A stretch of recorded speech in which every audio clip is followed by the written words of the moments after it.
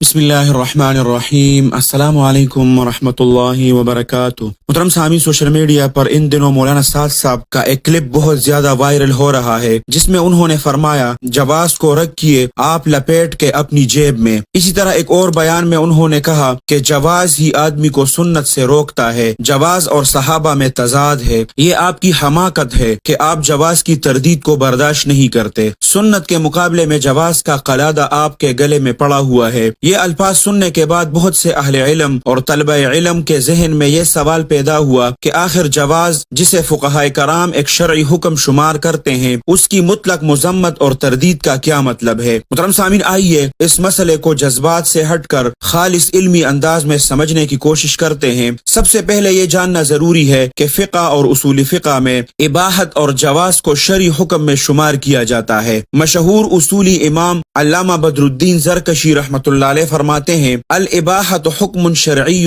خلافا لبعض المعتزلہ، یعنی اباحت ایک شرعی حکم ہے، البتہ بعض معتزلہ نے اس میں اختلاف کیا ہے۔ آگے فرماتے ہیں، اجمعوا علی ان المباح لا یسمى قبیحا، یعنی فقہاء اور اصولیین کا اس بات پر اجماع ہے کہ مباح کام کو قبیح اور برا نہیں کہا جائے گا۔ محترم سامعین، جب فقہاء کرام کے نزدیک جواز اور اباحت خود ایک شرعی حکم ہے تو پھر سوال پیدا ہوتا ہے کہ اگر کسی چیز کو مطلقاً قابل مذمت قرار دیا جائے تو اس کا مفہوم کیا ہوگا؟ کیونکہ جائز کا مطلب ہی یہ ہے کہ شارع نے اس کے کرنے اور نہ کرنے دونوں کی گنجائش رکھی ہے، نہ اس کے کرنے پر گناہ ہے اور نہ چھوڑنے پر۔ لہٰذا اگر کسی شخص کا اعتراض کسی خاص عمل پر ہو تو وہ الگ بات ہے، لیکن اگر اعتراض نفس جواز پر ہو تو اس سے علمی اشکالات پیدا ہوتے ہیں جن پر اہل علم گفتگو کرتے ہیں۔ اسی طرح مولانا سعد صاحب حفظہ اللہ کا ایک اور جملہ بھی زیر بحث آیا، جس میں انہوں نے فرمایا، آپ کے نزدیک سنت پر عمل کرنا کوئی فرض نہیں ہے۔ اس زمانے میں بے دینی کا سبب یہی ہے کہ آپ کہتے ہیں سنت ہے، فرض نہیں ہے۔ یہاں بھی ایک علمی نقطہ سمجھنا ضروری ہے۔ فقی اصطلاح میں سنت اور فرض دو الگ الگ درجے ہیں۔ احناف کے نزدیک فرض کا انکار کفر تک پہنچا سکتا ہے اور اس کا ترک سخت گناہ ہے، جبکہ سنت مؤکدہ کا درجہ فرض اور واجب سے الگ ہے۔ اسی لیے فقہ کی کتابوں میں فرض، واجب، سنت، مستحب اور مباح کے مستقل ابواب موجود ہے۔ سنت کے مختلف معانی اہل علم نے بیان فرمائے ہیں۔ پہلی بات تو یہ، فقہاء کے نزدیک سنت وہ حکم ہے جو فرض اور واجب کے مقابلے میں ہو۔ دوسری بات یہ کہ سنت کا اطلاق الطریقۃ